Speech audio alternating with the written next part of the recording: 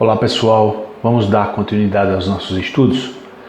Nós vimos no último vídeo um tema muito importante que é a soberania de Deus.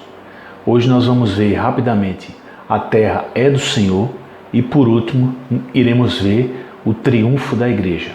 Com esses três elementos, com essas três razões ou esses três fatores, nós vamos entender melhor que o cenário futuro do mundo, segundo os princípios bíblicos, teológicos e também, por que não, históricos, nós vamos entender que não há muito espaço para essa concepção de um governo mundial anticristão, um governo mundial que irá dominar todas as nações, e vamos conferir passo a passo, com base bíblica, teológica e histórica, que isso não tem muito fundamento.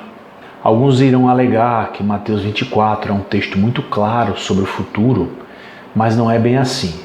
Nós temos gravado aqui nesse canal alguns estudos sobre Mateus 24 e também, de modo especial, no site revistacristã.org você vai encontrar muito material que vai explicar detalhadamente, de forma bem estudada, de forma bem esmiuçada, textos como o Apocalipse, textos como Mateus 24 e outros textos, ok? Mas no momento, a base teológica, a base bíblica que a gente vai seguir hoje é principalmente que é a afirmação que a terra é do Senhor. A terra não é do anticristo, a terra não está preparando-se para a vinda de um anticristo. Pelo contrário, nós temos que entender, a partir da soberania de Deus, que essa doutrina ela está equivocada.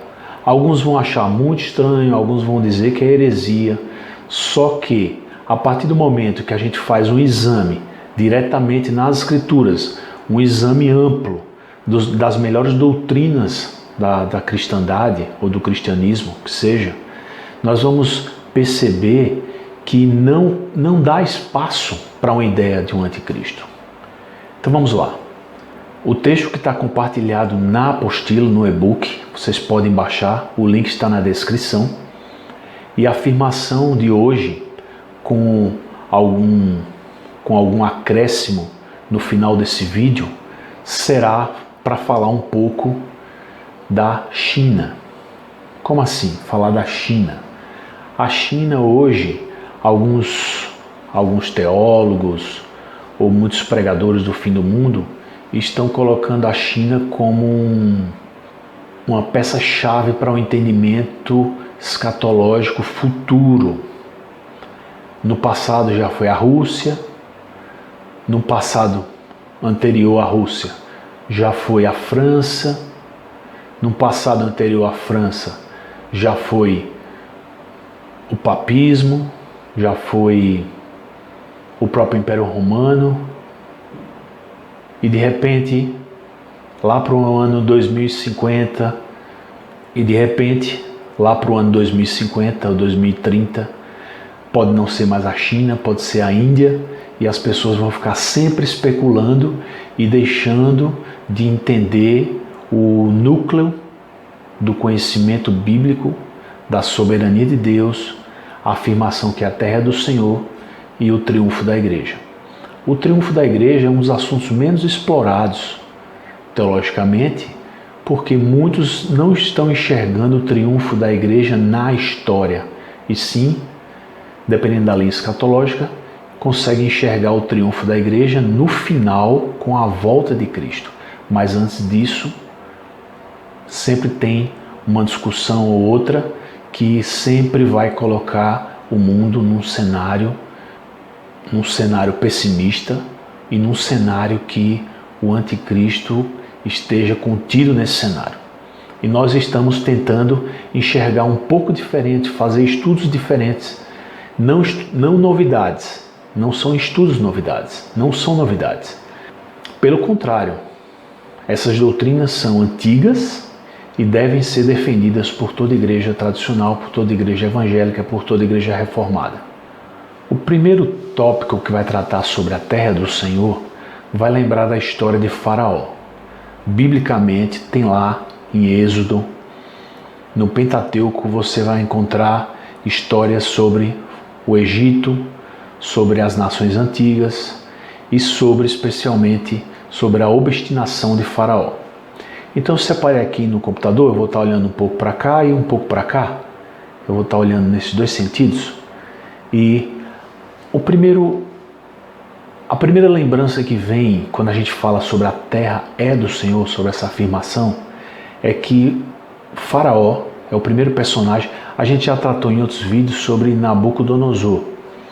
Nabucodonosor é outro personagem também que se enquadra muito nessa figura de um líder mundial, de um líder regional, de um líder poderoso, de um imperador, de um rei, por aí vai. E a gente vai lembrar aqui que quando a gente faz a afirmação a terra do Senhor, a gente vai lembrar de Faraó. Por que de Faraó? O texto vai ser muito claro. Está lá em Êxodo capítulo 9. Êxodo capítulo 9 vai mostrar que uma situação que envolve Moisés, que envolve Arão e que envolve Faraó. Vamos lá. À medida que o obstinado Faraó sofria com o seu povo por meio das pragas, a gente conhece muito bem essas histórias desde a escola dominical, desde o departamento infantil, isso não é novidade para ninguém. O Faraó, ele passou por aquela situação de terríveis pragas, e não só pragas, mas trovões e tempestades, saraivas, ou saraivas de pedra, ou uma tempestade fortíssima. E quando aconteceu esses trovões e essa tempestade, Faraó chamou Moisés e Arão e implorou, veja, um dos homens mais poderosos da terra na época, chamou Moisés, que era um foragido e depois retornou para o Egito e era um povo escravo. O que era um povo escravo diante de Faraó? Nada. O que significava ser um povo escravo diante do homem mais poderoso da terra? Nada. Humanamente nada, mas sabemos por revelação bíblica que esse povo foi protegido de forma providencial, de forma especial por Deus, e fez com que Moisés fosse o libertador de Israel no Egito. Isso é uma história clássica. Moisés e Arão foram chamados por Faraó. Faraó implorou para que a tempestade, para que os trovões, para que as pragas parassem. Moisés respondeu dizendo que sairia da cidade, no caso, Moisés iria orar. Em Êxodo 9, 29, Moisés disse que sairia da cidade e oraria. Moisés iria fazer uma oração. E ele disse que a partir do momento que ele fizesse essa oração, os trovões cessariam e não haveria mais saraiva. Para que, o texto diz em Êxodo 9, 29, para que Faraó soubesse que a terra é do Senhor. Essa afirmação, para que Faraó soubesse que a terra é do Senhor, é a afirmação que nós vamos estudar, que a terra é do Senhor, e essa afirmação foi declarada para o homem mais poderoso da terra na antiguidade, no tempo de Moisés. Então isso já dá uma demonstração de que o orgulho humano de um governante, o orgulho humano de um imperador, de um rei, de um semideus, o orgulho humano cai por terra a partir do momento que Deus mostra quem manda, a partir do momento que Deus mostra o seu governo. Faraó começou a receber demonstrações que a mão do Senhor é quem faz tudo e o Senhor é o Senhor de tudo. E isso também nós podemos aplicar para qualquer governante anticristão, anti-Deus que surja.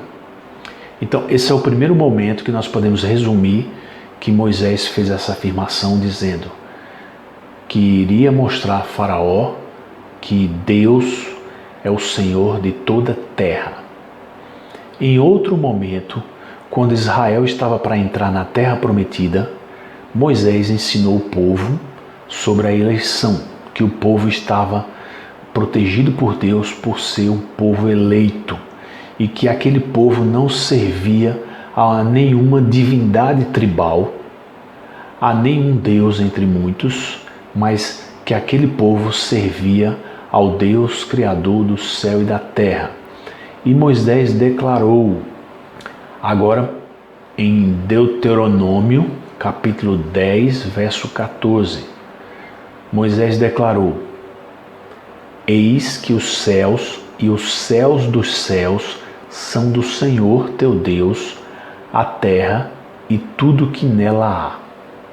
Esta é outra afirmação de Moisés dizendo que aquele povo que foi resgatado por ele, aquele povo de Israel, aquele povo estava servindo ao Deus proprietário, ao Deus criador, ao Deus dono do céu dos céus e tudo que há na terra. Mais para frente nós vamos ver como princípio teológico e bíblico que Davi, não mais Moisés, mas Davi declarou a verdade que Deus é o Senhor de tudo e dono de todas as coisas. Está lá no Salmo 24, verso 1. O que é que tem lá no Salmo 24, verso 1? Do Senhor é a terra e a sua plenitude, o mundo e aqueles que nele habitam. Essa afirmação de Davi que diz que do Senhor é a terra, Salmo 24, verso 1, do Senhor é a terra e sua plenitude, o mundo e aqueles que nele habitam. De acordo com essas palavras, toda a terra pertence a Deus, incluindo os seus elementos, incluindo todos os povos. Mais uma vez, é necessário enfatizar que a ideia de um governante todo-poderoso que surge se levantando contra Deus, se levantando contra Cristo e dominando o mundo, isso foi criado humanamente por uma visão meramente humana. Os textos que a escatologia futurista, pessimista, que vislumbra no cenário futuro, no horizonte sombrio, vislumbra um anticristo, essas escatologias, ao examinarem os textos, esses textos não estão sendo examinados como deveriam ser examinados, porque a Bíblia não pode existir contradição. Não existe contradição nas Escrituras. Se existe alguma contradição, é na nossa interpretação e não nas Escrituras.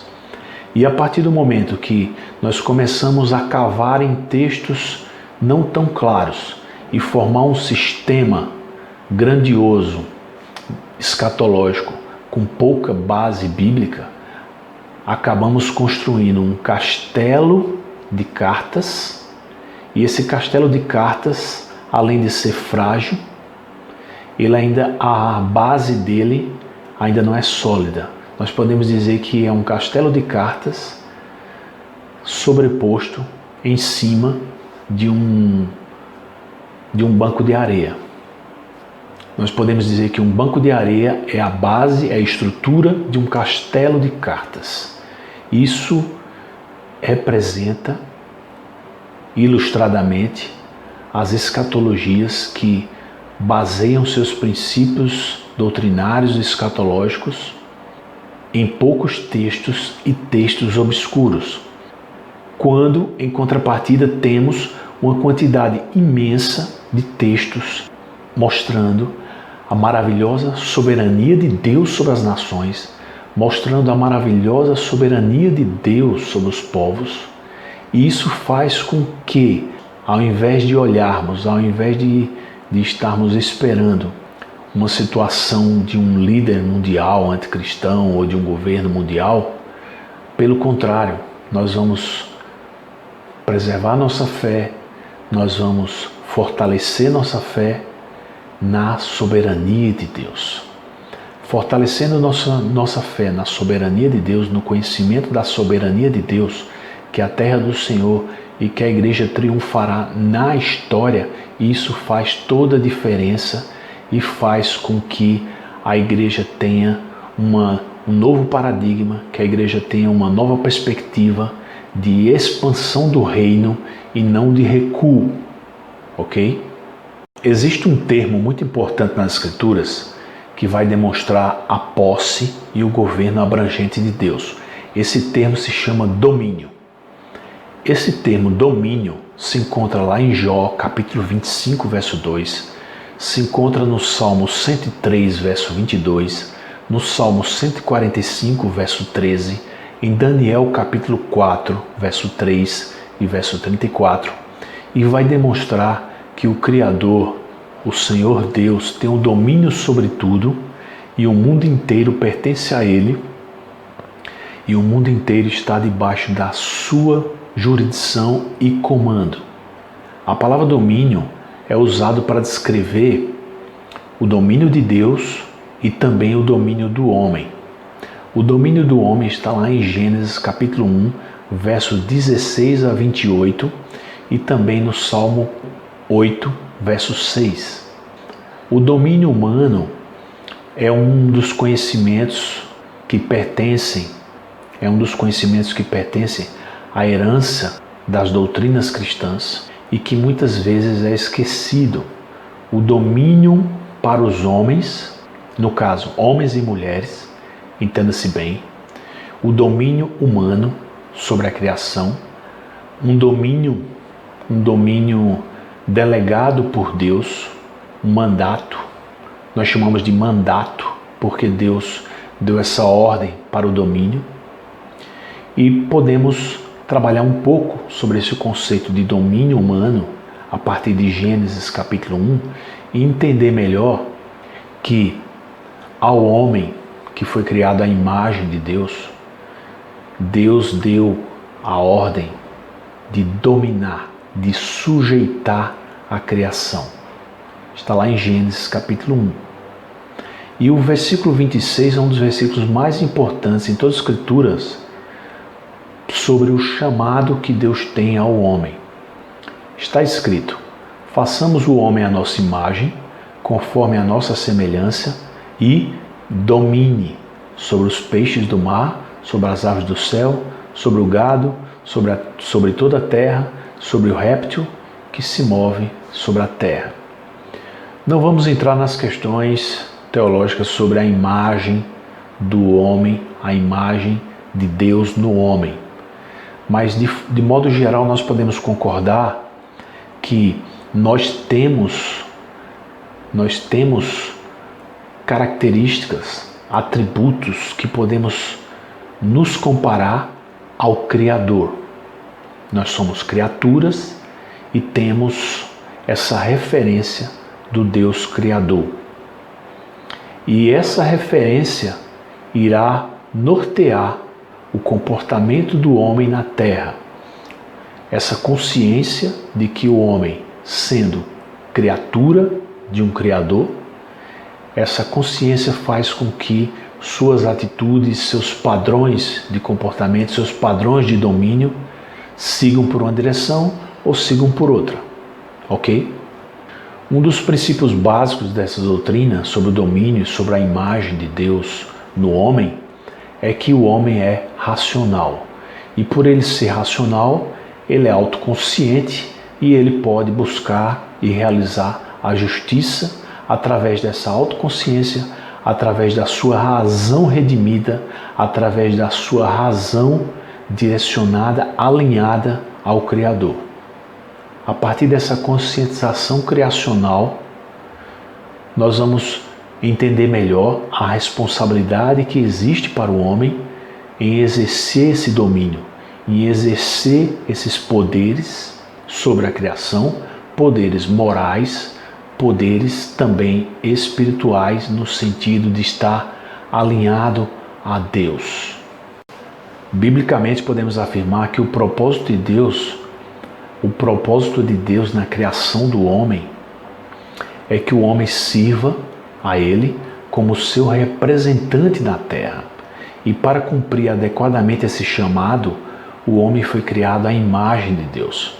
Deus capacitou o homem com as faculdades necessárias e autoridade requerida e também forneceu materiais às suas criaturas para anunciar a glória de Deus e conduzir a vida na terra. Podemos afirmar ainda sobre o domínio que existe uma ordem para tomar o domínio. Essa ordem para tomar o domínio pode parecer estranho para algumas pessoas que não conhecem essas doutrinas, não têm esse conhecimento dessa verdade, pode achar um pouco estranho essa ordem de tomar o domínio. E aqui eu fiz um parênteses no estudo para lembrar de um estudo que tem disponível no YouTube, que vocês podem procurar. É um estudo de um professor falando sobre a teologia de Agostinho, e aqui eu quero resumir o que está escrito no e-book. O nome desse professor é Carlos Arthur Ribeiro do Nascimento, e ele fez um comentário sobre Agostinho na obra agostiniana chamada Doutrina Cristiana, que ele considera a matriz do pensamento medieval, e está disponível no YouTube, e basicamente se resume ao seguinte: Agostinho, um dos maiores, se não o maior teólogo da igreja, uma unanimidade entre protestantes e católicos, Agostinho, ele trabalhou muito esse aspecto redentivo, da redenção, tanto espiritual quanto física, a redenção humana, a redenção do homem sobre a terra. E ele afirmava o seguinte, Agostinho afirmava, e o professor fez o comentário: o cristianismo deve explorar o paganismo. Olhe bem essa afirmação, escute bem essa afirmação. O cristianismo deve explorar o paganismo. Agostinho chamou isso ou os agostinianos chamaram isso de ideal cultural.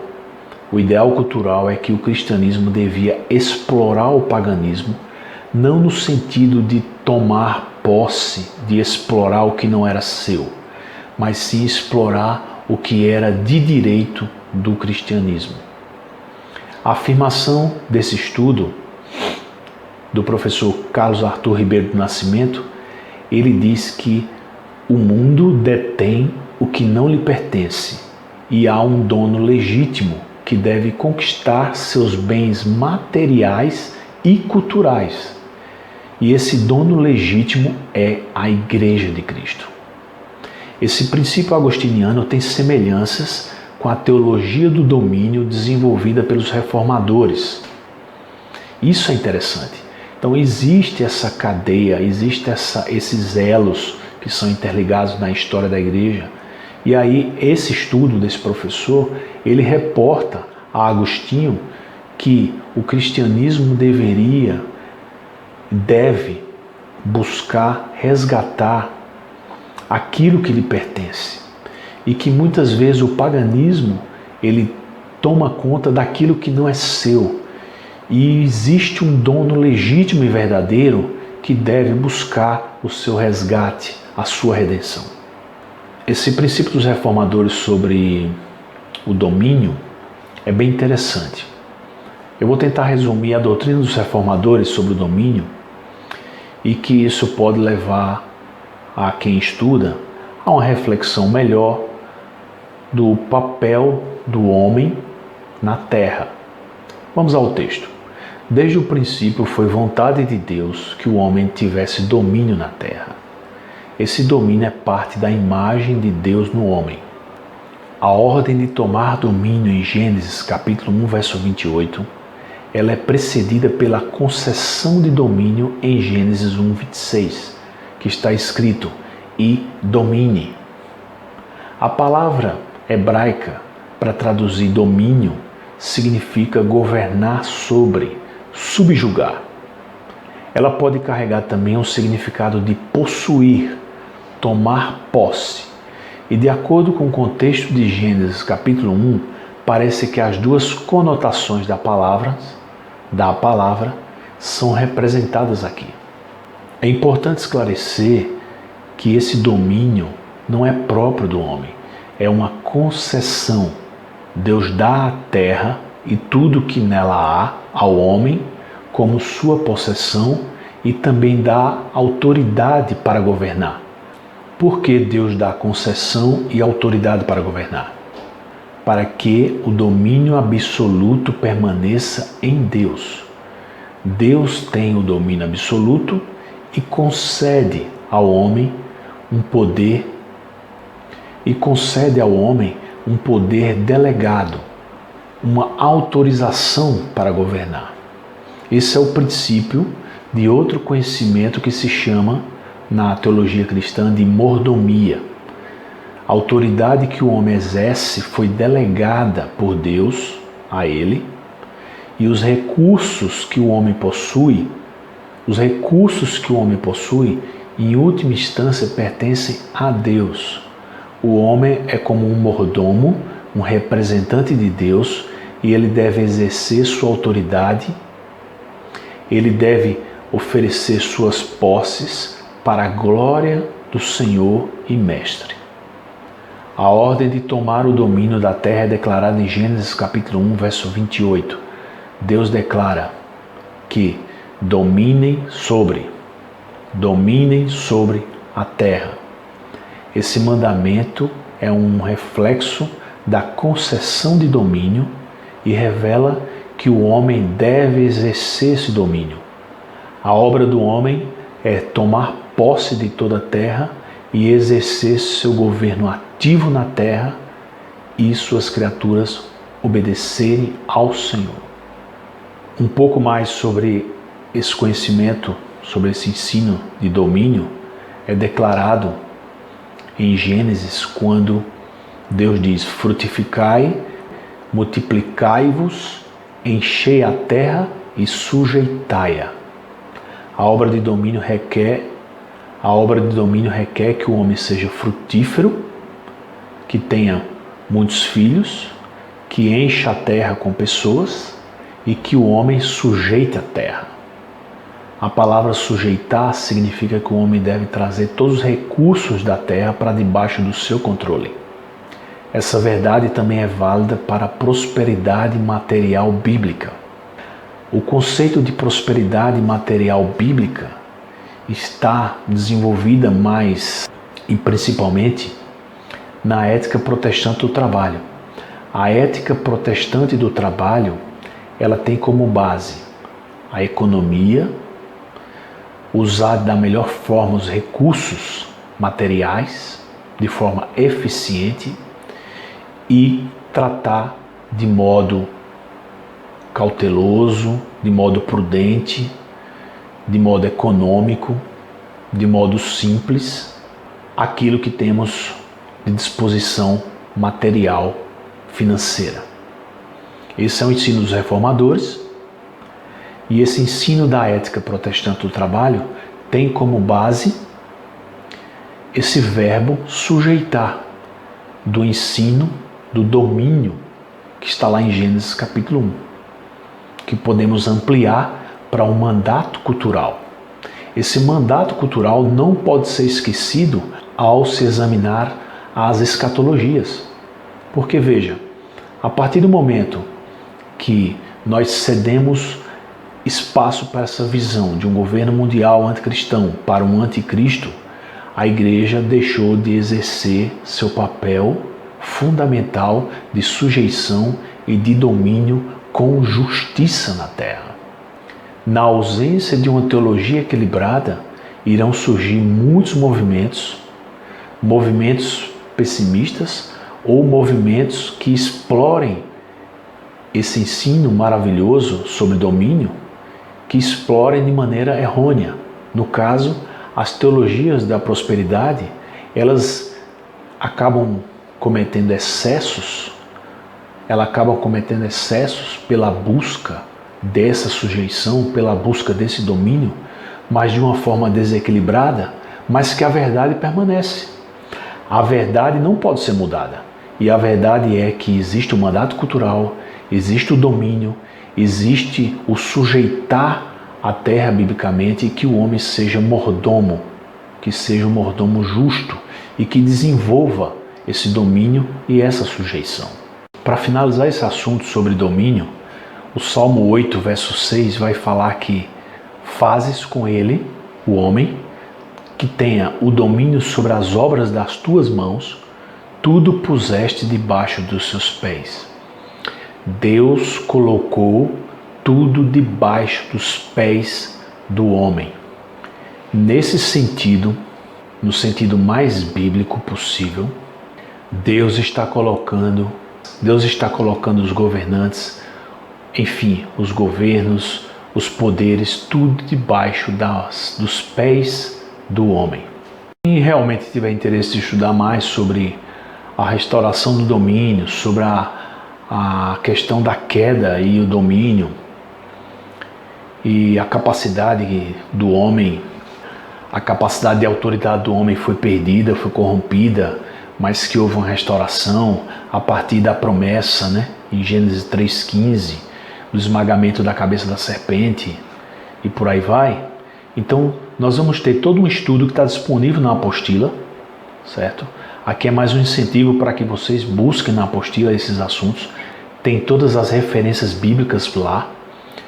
E uma coisa importante é que nessa promessa de restauração que foi dada inicialmente a Abraão, e nós vamos entender lá no Novo Testamento que essa promessa foi transferida para a igreja, como está em Gálatas, em Romanos, em 1 Coríntios, nós vamos entender que no Novo Testamento, já dando um salto, já que tratamos nos outros vídeos sobre essa questão do pacto de Deus com Abraão e a restauração do domínio para esse homem antes caído, o Novo Testamento ele vai ensinar também que essas promessas a Abraão foram cumpridas em Jesus Cristo, Gálatas capítulo 3 e outros versículos, também em Gálatas, e que Cristo é o segundo Adão que restaura o primeiro Adão.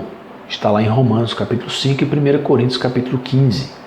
Que Cristo é a semente da mulher que esmaga a cabeça da serpente, está também revelado em Apocalipse capítulo 12.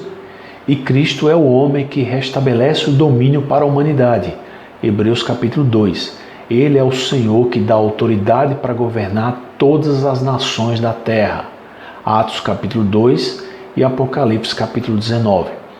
Em Cristo os homens têm restaurado a capacidade de exercer o domínio, Efésios capítulo 4, verso 24.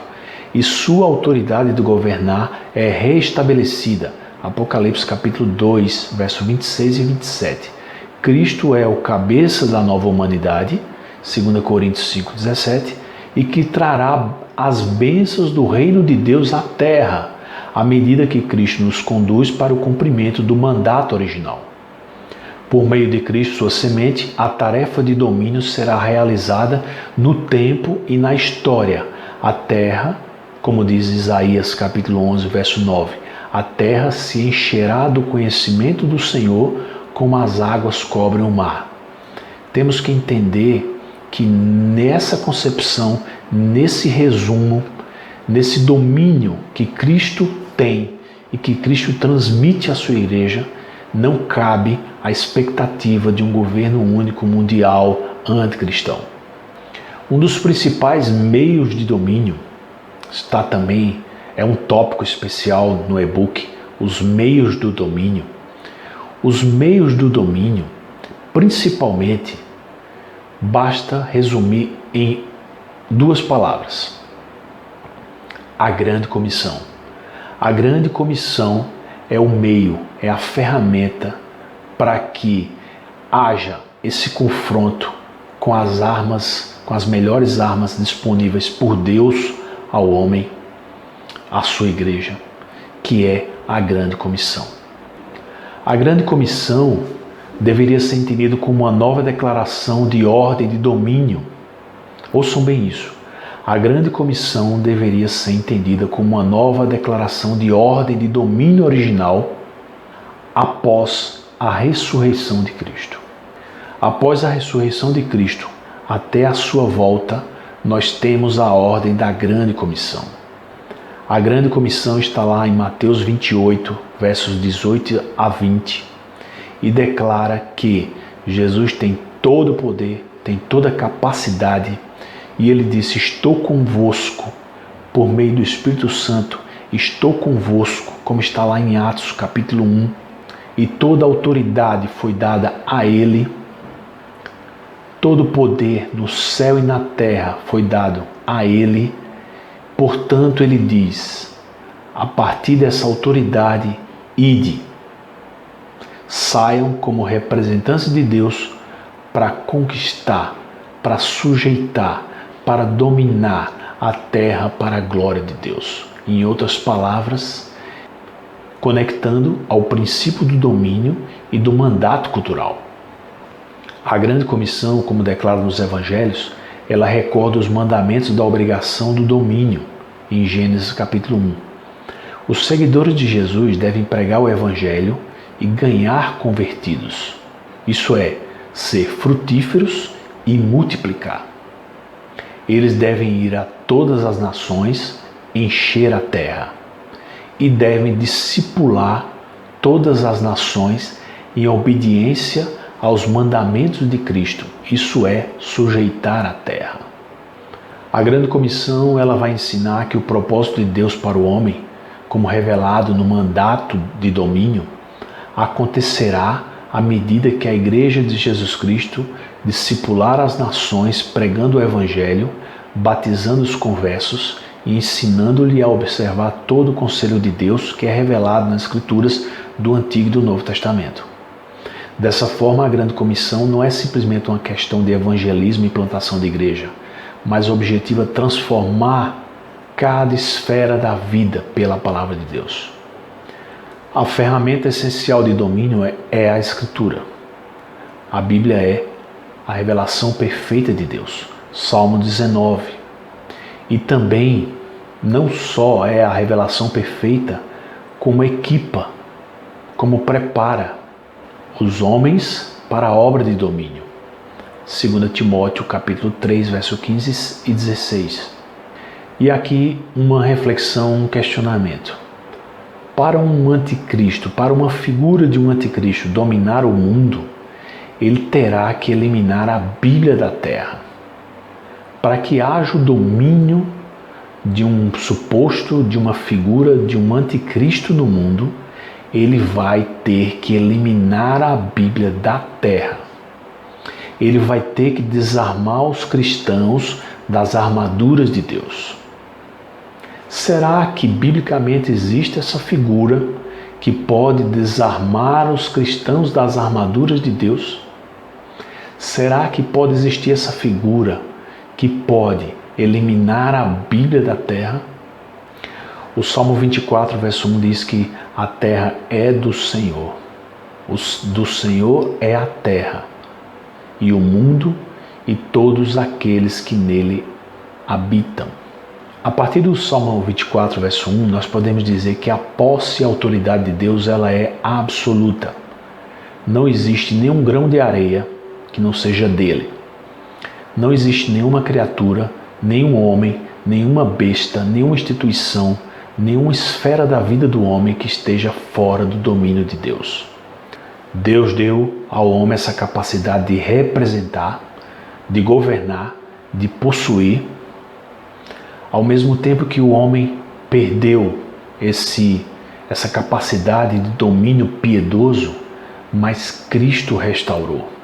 E agora Cristo deu ao homem redimido o privilégio de restaurar esse mandato, de tomar o domínio sobre a terra, e cada recurso da terra, cada criatura, cada área da vida, cada instituição ordenada por Deus, essa é a tarefa de domínio.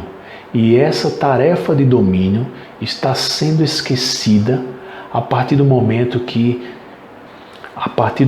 que se entra em escatologias que vislumbram, que tem no horizonte um anticristo e uma perspectiva de um governo único mundial anticristão. Então, a partir dessa doutrina não é permitido essa concepção de um futuro, de uma figura de um anticristo. Isso está descartado, ok? Vamos lá, vamos dar continuidade. Eu espero que eu esteja ajudando, e essa apostila vocês podem baixar gratuitamente e vocês podem conferir principalmente os textos maiores e os versículos, ok? Nós terminamos a parte da A Terra é do Senhor. Nós já vimos anteriormente sobre a soberania de Deus. Iremos ver no próximo vídeo, no próximo estudo, sobre o triunfo da igreja na história.